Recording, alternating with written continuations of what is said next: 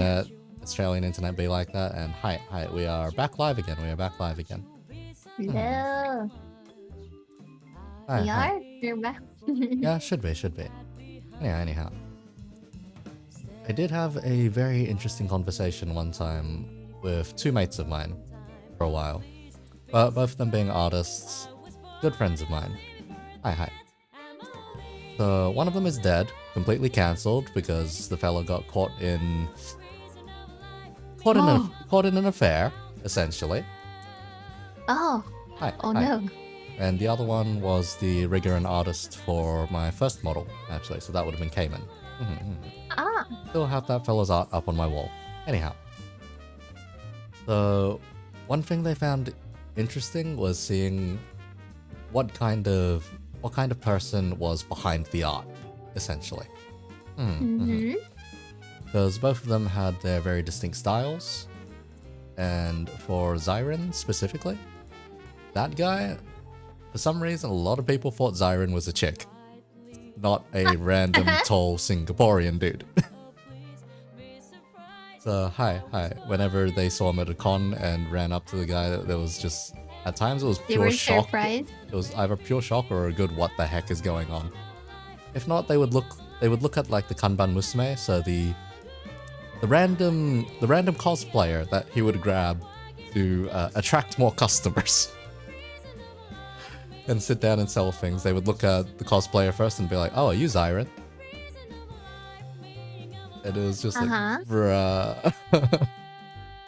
It was some of the saddest interactions at times, even for that guy. So it's just like, bruh, feels bad. Cayman got roughly the same impression, only for Cayman, instead they got, oh, this is a really chill Filipino dude instead. Oh, it's my kin. Anyhow. What kind of impression do you think people would normally get of you just based on your art then? Do you think? I think most people would assume that I'm a girl. Although I did have very strange mistaken identity with previous clients who thought I was a guy because of my username. And then they kept referring to me as bro. And then they're using the kind of language that you would have with another guy, and I just went along with it. And then they apologized to me after. They said, "Oh, you're a girl. I'm sorry." Buddy, just like. I'm like, how can you not know that I'm a girl? I always draw cute guys, man. Not to mention, it's very rare for a male artist to draw BL. So yeah, I mean, I would come off as a typical weeb girl, like with glasses. That kind of. I think I would have that kind of vibe. Fair enough then. Fair enough. Let's see. Hi, because if I recall now from memory, I think the person that mentioned you after that convention that one time was like Bestia or something like that. Hi. Someone very purple and very lewd as far as I'm concerned. But, hi. Interesting one, that one, because straight up one of the first questions they asked, most fellas that were at that dinner was straight up, "Hi, so is your character lootable?" Hi. What was your answer? Yes. I just gave a nod. Just a nod. Hi. And I'm just gonna say gomen in advance, because hi, there are a lot of lewds coming up in the commissions that I have pommed to other artists, so hi. It's gomen. okay, I mean, I do appreciate, it's still art. It's still art. It's still art. You know what? Fair enough. Like, even if I don't draw, it doesn't mean I don't appreciate it. You know what? Fair enough. Have you ever considered drawing that kind of content before, though? Kind kinda, but usually you should have the confidence of a god to draw that kind of thing. The confidence of a god to draw that kind of. You know what? I Fair mean, enough. Fair to enough. me, it's like the equivalent of walking outside naked. Ah, I You have to see. love yourself and show everything to the world. Show everything. Oh god. Oh god. Like, do you think you could ever see yourself getting to that level of confidence then, at any point? Maybe not of myself.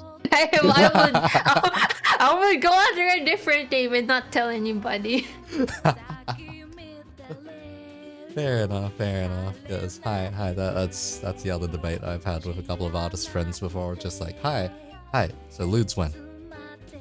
For Zyron at the time was like never, despite the fact the guy mostly drew a lot of lollies in very interesting scenarios. As for Cayman was just like. As for Cayman was like, I am very scientific and very picky with my Ludes. Things have to look a very specific way and be very anatomically correct for this guy to appreciate Ludes. Hi. That was Cayman. The guy's got some very interesting bits of culture here and there, so to speak. For instance, when he was drawing up my first model, he specifically sent me screenshots of where the clothing would have squished in certain pieces. Ah. Hi. So the sleeve that's currently up just kind of squeezed in to the arm a bit. And one of the leggings on the thighs, hi, definitely had a certain level of squish applied as well. Hi.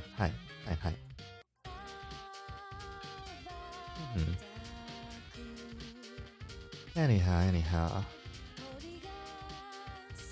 You know what? May as well just go for it. So, okay. What is the weirdest story you've heard while you were doing RP? Oh man, that kind of thing. Well, there are a lot of strange people. Like, there. I do recall that me and my friends, we do have our fair share of fictional sexual harassment. The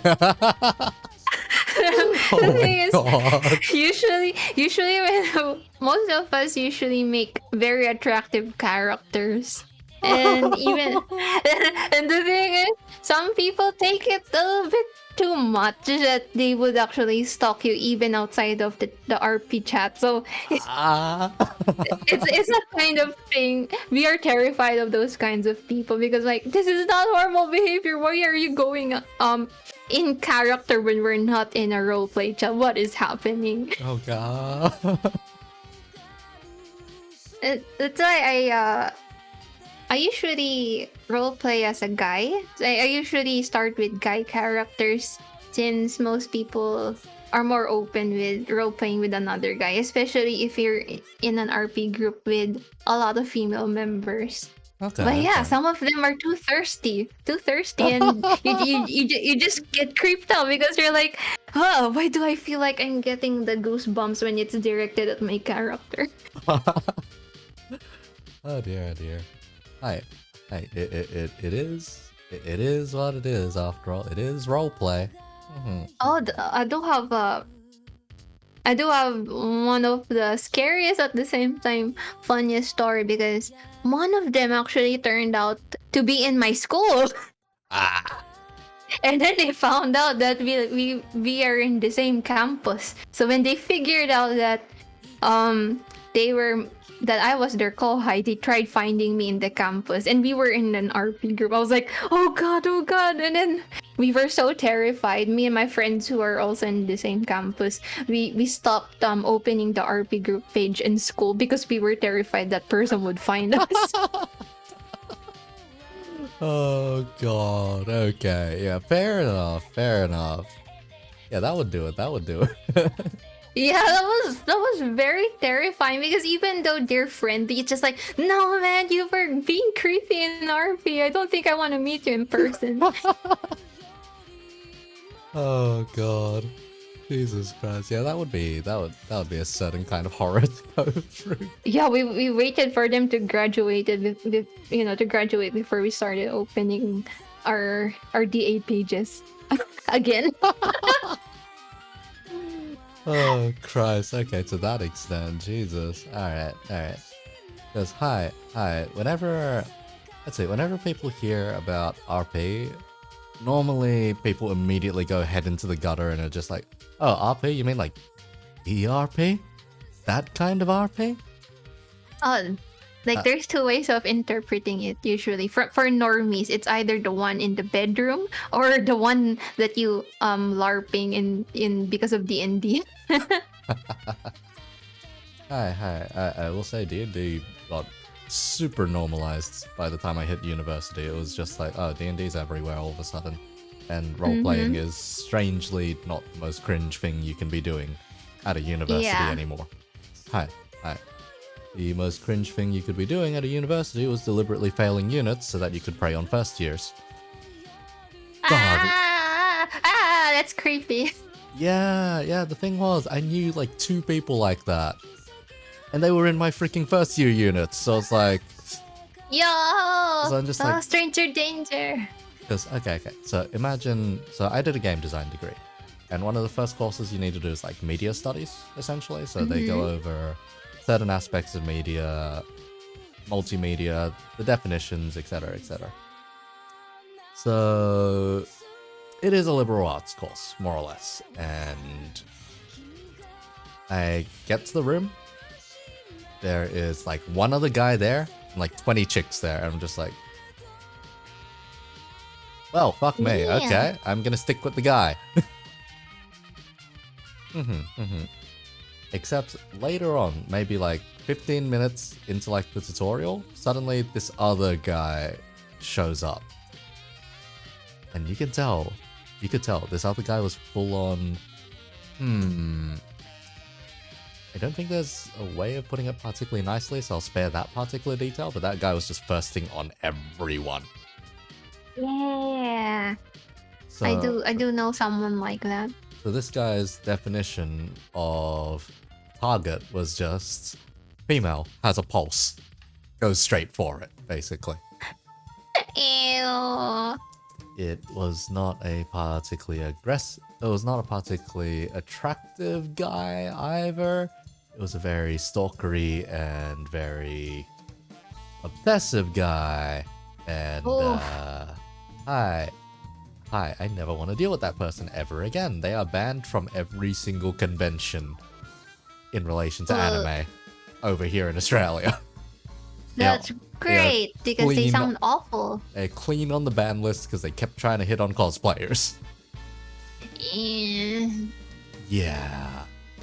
The thing is, they still get into the conventions sometimes because they have other people buy the ticket for them and they sneak through, essentially. The moment they found out, they're kicked straight from the convention though.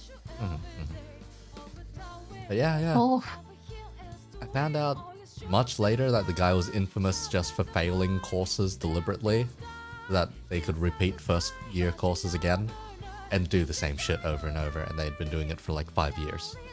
So the only thing that made it worse was it was probably someone that was in their mid-20s trying to hit on 18-year-olds. That's also a waste of money and education. Yeah, I know, right?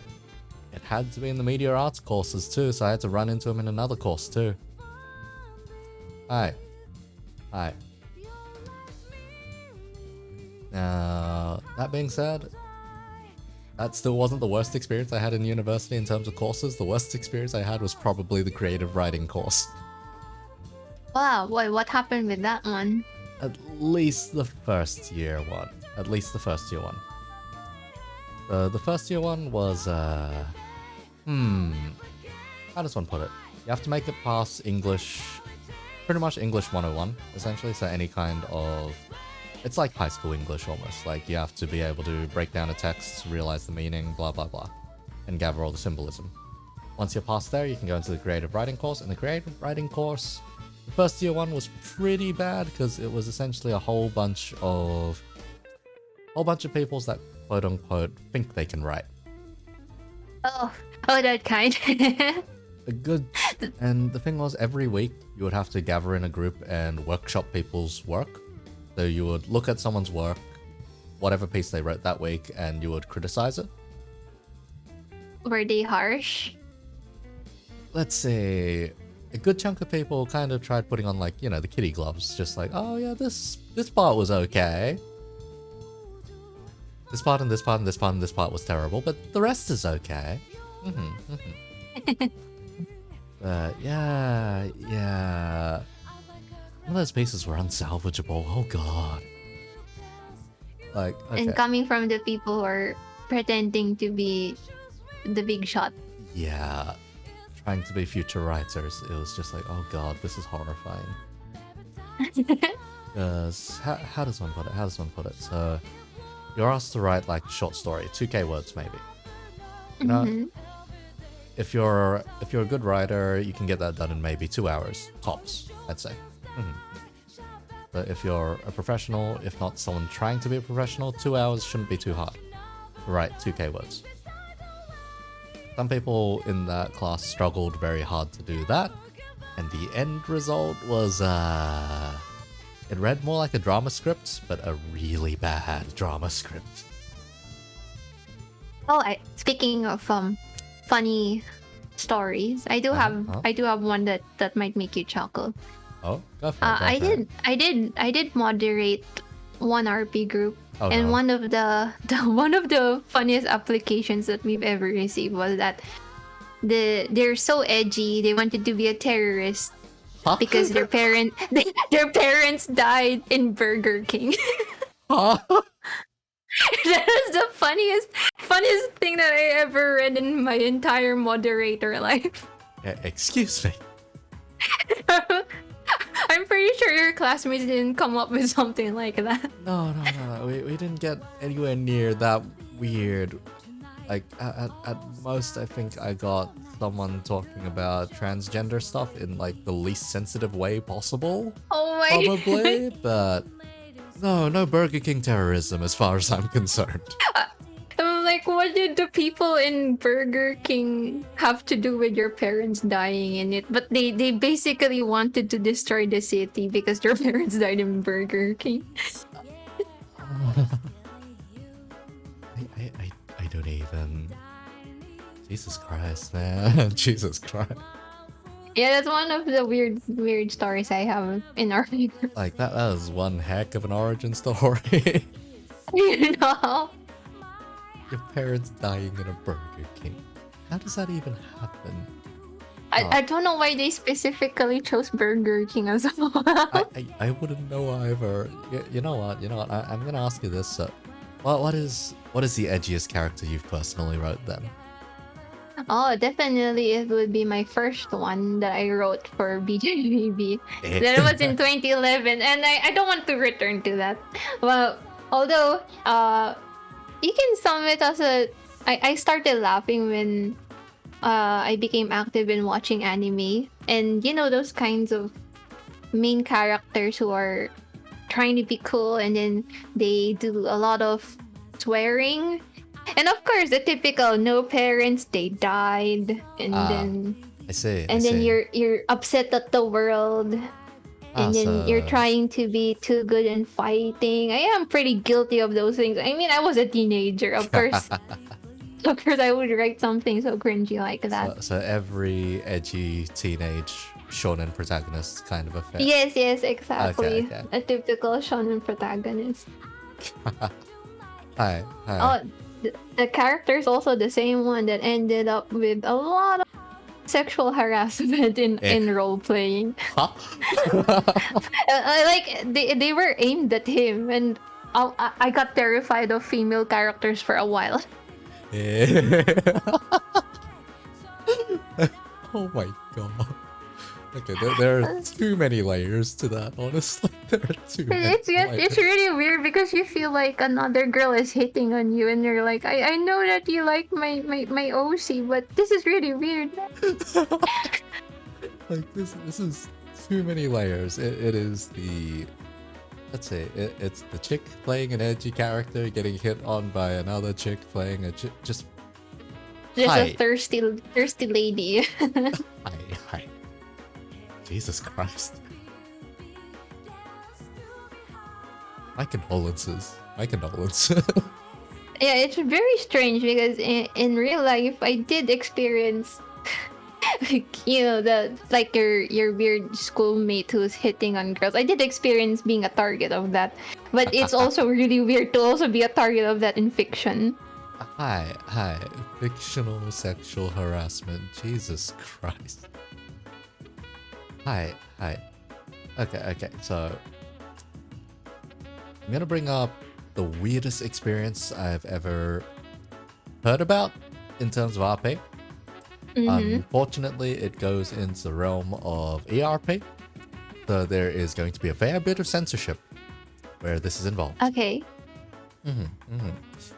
So, okay. So you know Final Fantasy 14. Oh, okay, There go on. is way too much of an ERP scene that exists there. Okay. Now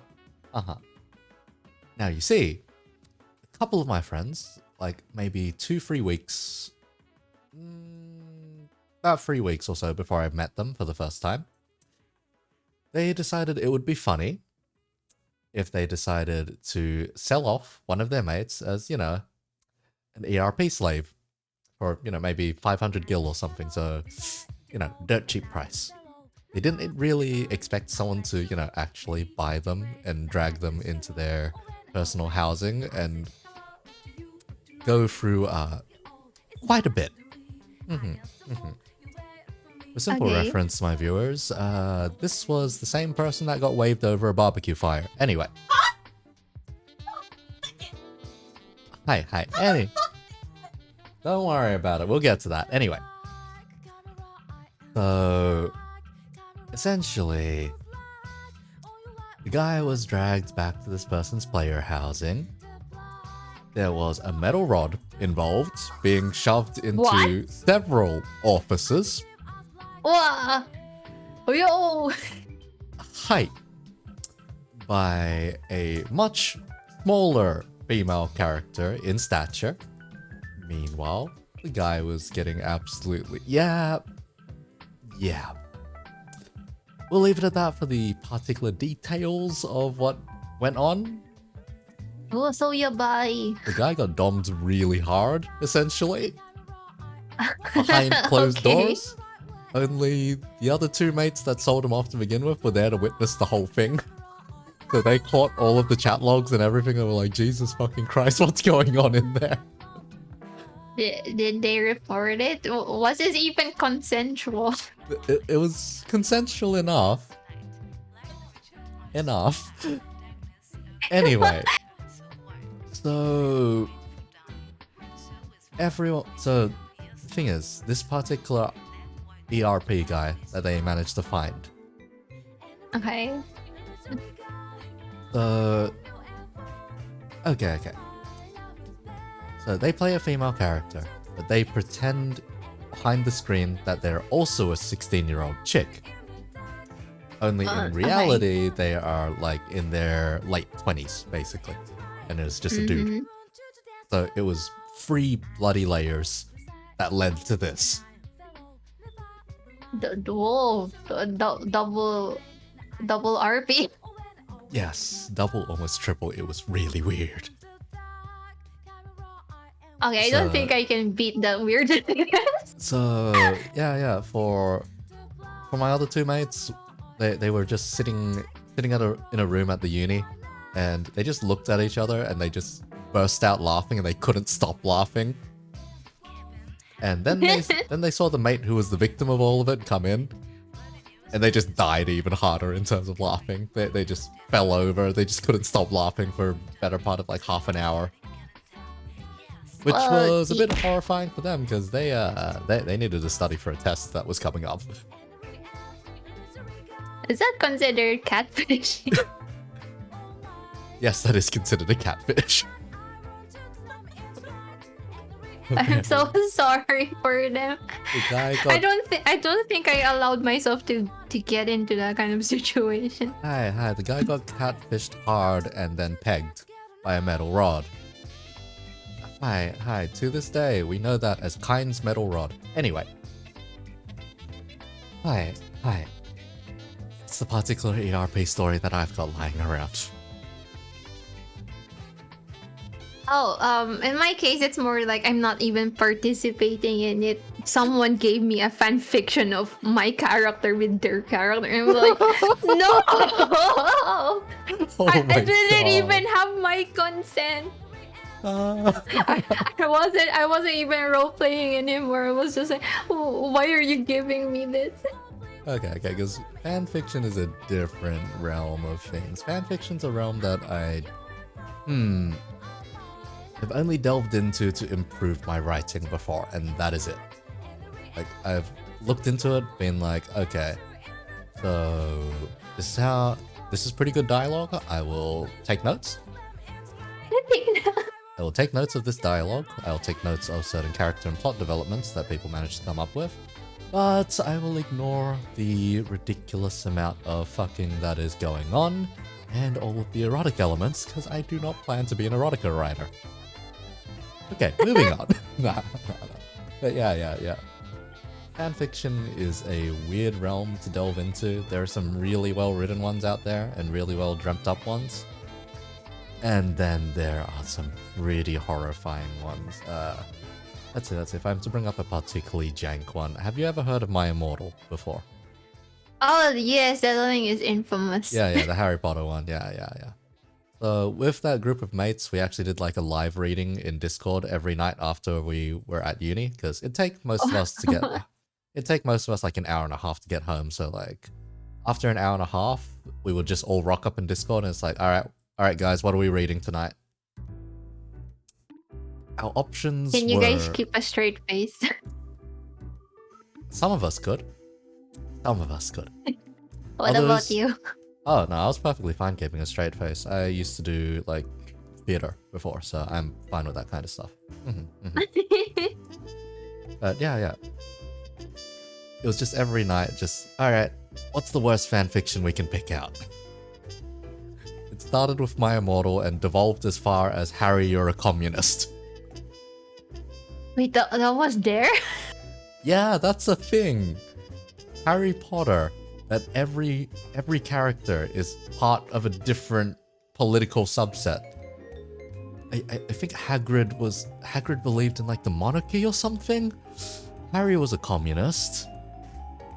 I'm pretty sure there was an ANCAP and an AMPRIM somewhere in there as well. Like, Jesus Christ. It was weird. It was really weird. Definitely. I don't think I could sit through it. Good lord, like, there are interesting bits of writing out there. That's all I can say. Like, I think, right. The other one that we did at one point was just, Sword Art Online, chapter 16.5.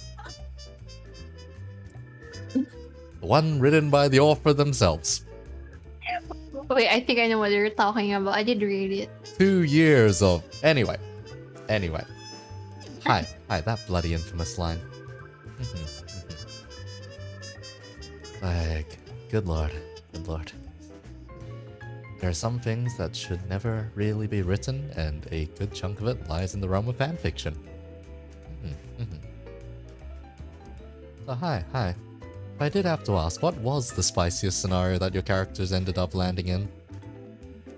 I'm trying to think. I was in an RP group with a bunch of terrorists. Excuse me. I don't know. I cannot even sugarcoat it. But basically, the RP group that I was very active in, we're basically a bunch of rebels. But the thing is, they don't understand that being a rebel is being against this evil government and thing. But the thing is, they ended up behaving like terrorists instead. Doing murder and those kinds of illegal stuff. I'm like, why do I have an entirely different concept of a rebel, and then they're just role playing a criminal? I see. Peaceful rebellion versus straight up lawless crime. criminals. It's just crime. Hi, Like, hi. the strangest one are definitely related to the sexual harassment stuff I was talking about a Oh while ago. God. I kind of checked out already, where I already tried typing that my character as left. But no, this other person's already god modding without my consent. Oh God. Oh It didn't God. it didn't go so far as your what happened to your friend. No, no, I think it wasn't allowed in chat basically. So I think Fair that's the only enough. thing saving anybody from having that kind of thing happen to them. Oh God. Oh God. You know what? Fair enough. Fair enough. Although the weirdest one is back to the senpai that I was telling you about a while ago. Uh-huh. They were actually displaying their kink in public. Huh? And I was with my friend. And the thing is, Yeah. both of our characters are bishies. So, attractive men. And then the thing is, the weirdest part was that my senpai happens to be a man attracted to other men, especially 2D men. And then things happen in chat. Although between my character and my friend's character, my friend had it worse because their character is an older male. Mine was still a teenager. So the kink that I was telling you about, I had the feeling it had something to do with bondage. And then I think I was like I became a low-key observer, and then I was just face palming really hard because my friend's character apparently got drunk, and then they're getting tied up, and I'm like, oh, wait, this is getting really weird. Drunk and getting tired. Okay. Yeah, Okay. that's why I told you that we were scared of them, because they said, "Oh, we're from the same school. I want to meet you in real life." Yabe. Yeah, I was like, So "No, yabe. sir, no." Just oi. Oi. Yeah, The, and yeah, that's definitely the one up there in the weirdest thing that happened to me. Hi. At this point, though, the particular irony is just that tying someone up is now considered very vanilla in terms of kinks. At this point. I think they were holding back because we're not allowed to do R80s.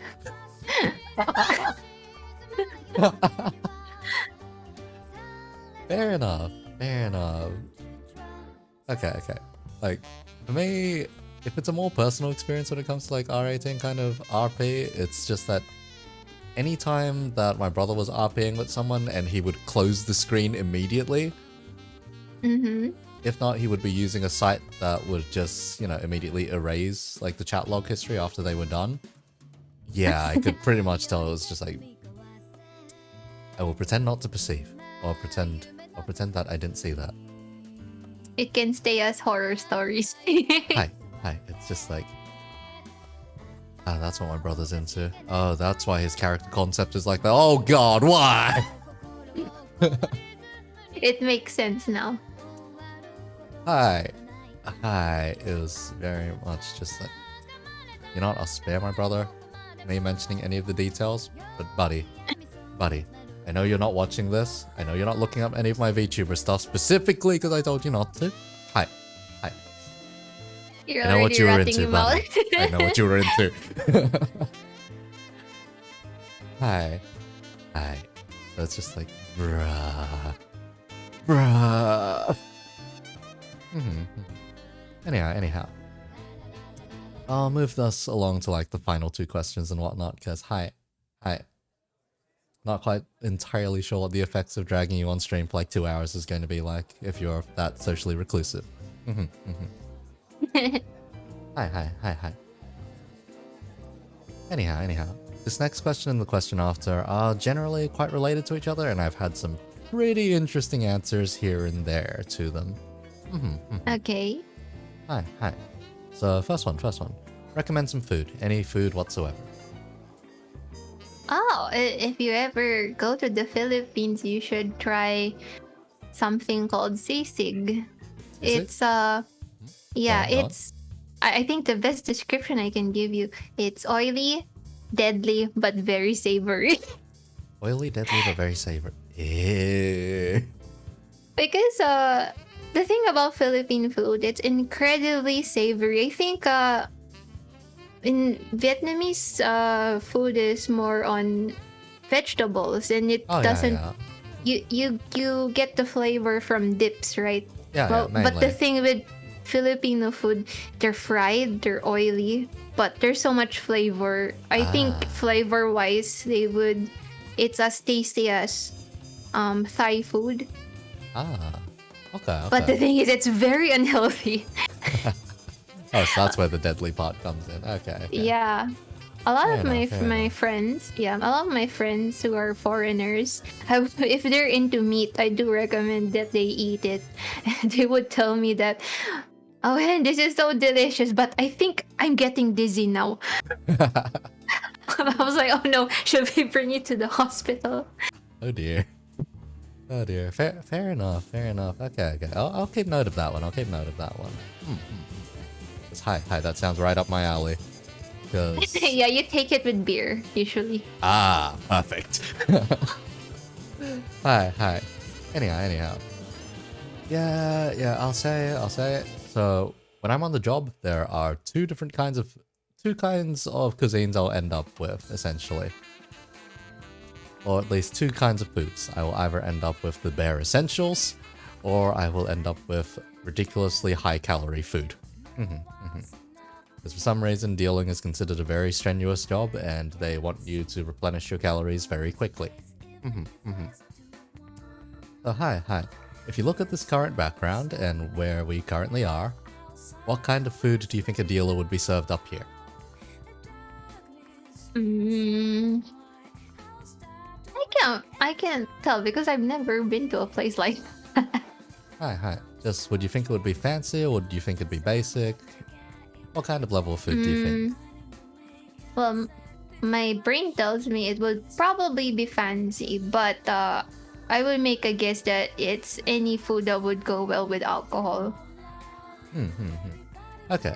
So the customers get some really fancy stuff, like they get some very fancy toasties with like sweet potato fries. If not, they get like crazy amounts of seafood.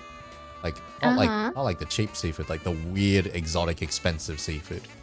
Like cucaracha, those kinds of weird lobsters. Yeah. And pretty much at the dealer, I'm just sitting at the table and watching them crack that stuff open, and like, Oh, that's very messy to eat. it's like I don't want to be hungry right now. I don't want to be hungry right now. Because the thing is, when you go back to the dealer break room, in the upstairs section, it's the bare essentials. You have apples. You have about 4 different flavors of instant noodles to choose from. Oh, And you have 4 different flavors of sandwiches to choose from. I'm so sorry. Hi. So you go from seeing all of this ridiculously high-class food to, I open the fridge, what's inside the fridge? Egg and mayo sandwich. I will take the At egg and least mayo get a sandwich. Subway. At least get a Subway for yourself. Like, I literally look in the fridge, it's like, okay, our choices are ham and cheese, egg and mayo, chicken and mayo, tuna, sweet corn and mayo. So which combination do you usually take? I normally take the egg and mayo if I'm not bothered to grill the sandwich. Man, you should bring better, healthier food for yourself. Hi. I've known a couple of dealers that straight up just buy like boba before coming up, and they store the boba in a different fridge. They're just like, oh yeah. They just go on break, they grab out some bubble tea and just drink some bubble tea. They're just like, bruh. Because, yeah. Do you do the same? Nah, I just go with the sandwiches. At least they have orange juice up there.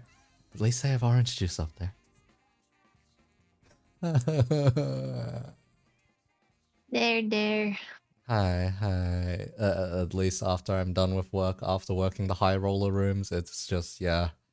I'll go get myself a HSP or something nice, at least. Because then it's like most of that day I just haven't had anything that great to eat. So it's like, you know what? I'll just treat myself a little. Just grab some kind of street food. Anyhow. Enough of being depressed over the food situation up in a certain high roller floor cafe. The second question, recommended drink, any drink whatsoever. Philippine mango shake. Mango shake. Okay. Any particular reason? Have you ever tried Philippine mango? Philippine mango? No, not necessarily. But did you try any type of mango? Yeah. Which mango did you try? Mainly The Indian one? Mainly Australian grown ones, so... Oh, the Australian one. Well, the thing about Philippine mango, it's the sweetest mango variety. Oh god. Okay. And it's the most savory one because I did try different types of mango, but because I grew up with Philippine mangoes, I'm like, why don't I taste anything? So all my friends who visit me in the Philippines, the first thing I let them try is the deadly tasty savory sisig, and then mango shake, and then the mango shake is usually their favorite. Okay. Fair enough. Because hi.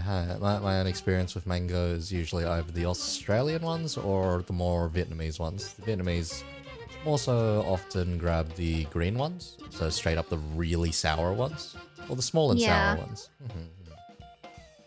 Hi. So that's generally my experience when it comes to mangoes. It's usually just having them straight fresh instead of made into anything else. Hey.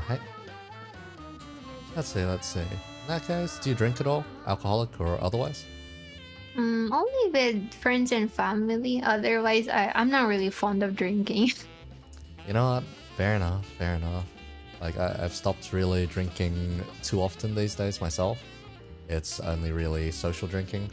Still have maybe half a bottle of whiskey, maybe? No. Actually, your impressions. Never mind, we're out of whiskey. I have 2 bottles of gin left. That's about it, I think. Hi.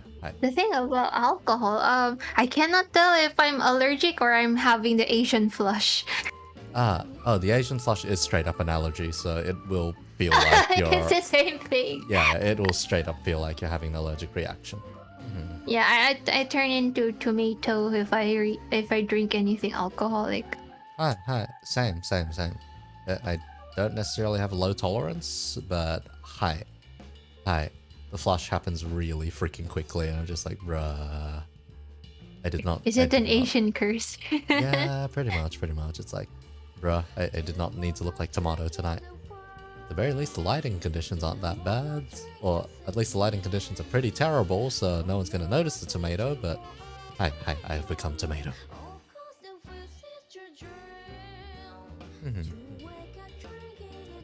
Anyhow. That more or less brings the interview to a close. Thank you for accepting this interview. Thank you for having me. Hi. Good to finally be able to chat with you one-on-one like this, anyhow. Anyhow, let's see if I can't find someone to raid at this time of night, because it is a bit awkward for, say, let's say European hours. But it is more or less American hours at this point. Okay. I know just the target then. So I will shoot this guy before he manages to shoot me.